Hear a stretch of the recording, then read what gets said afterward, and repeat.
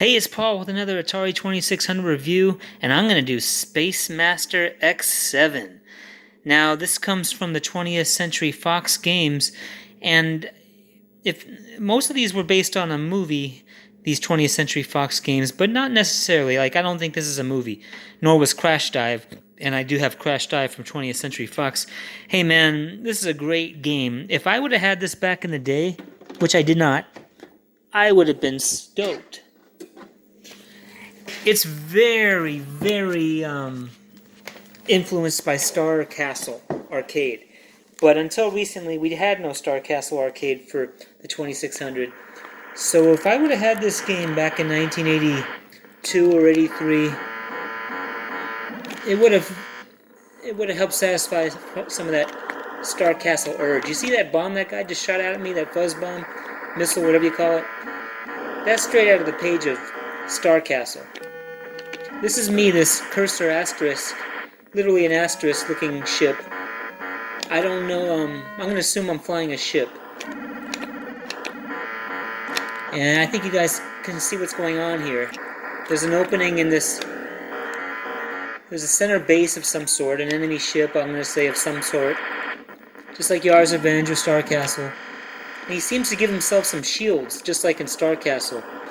But these shields can't be shot the way you can in Star Castle. And look at the way they expand, like in Reactor. The good news is, they shrink back down, so there's nothing to be afraid of in these first few screens. Matter of fact, you might think this game's too easy after the first 10 levels. But don't you worry about that.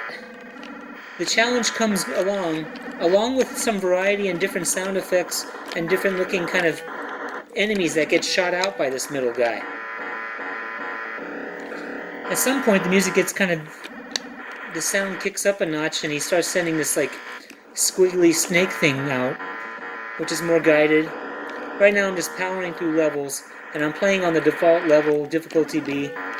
I used to play all my Atari games that I bought on difficulty A. That way I wouldn't beat the game and see what little screens the game had to show ooh, I barely beat that, too soon. Now this might be my count of ships. And if that's the case, you must get an extra ship for every time you kill one of these bases. But don't worry, you're not going to get bored because the challenge will come eventually. This is only somewhat rare. I know most of you guys have this. Oh, I took a hit. And I don't know what these mean. If anyone could tell me what those dots on the right indicate. Now look at this, we got these other things. Those are not something you can touch. Just keep getting to the middle and blowing up the base. I wish I had some good jokes to go with this, but I don't. Maybe because I'm sober. And being sober, it's got its pluses and minuses, as you all know. At least I'm not hiccuping. Oh! The game definitely keeps score. And I do believe, and you can certainly shoot these guys that he sends out at you. Let's see what kind of score it gives me. It just gave me a few hundred points, I think. So you're watching this, you're probably getting bored. This must be some kind of radar or something down here. And I might have the manual. I actually have quite a collection of manuals. And I have some rare manuals. So it might do me good to go look at what I have manual-wise. It'll make the game even more fun and interesting. Oh, this is a level of power of the enemy. That's kind of cool. Right now he's on full plus. The more you shoot him, I mean, you can figure it out. It's not necessary, but it's a nice touch. Yeah. That thing's going down as I get closer to blowing him up.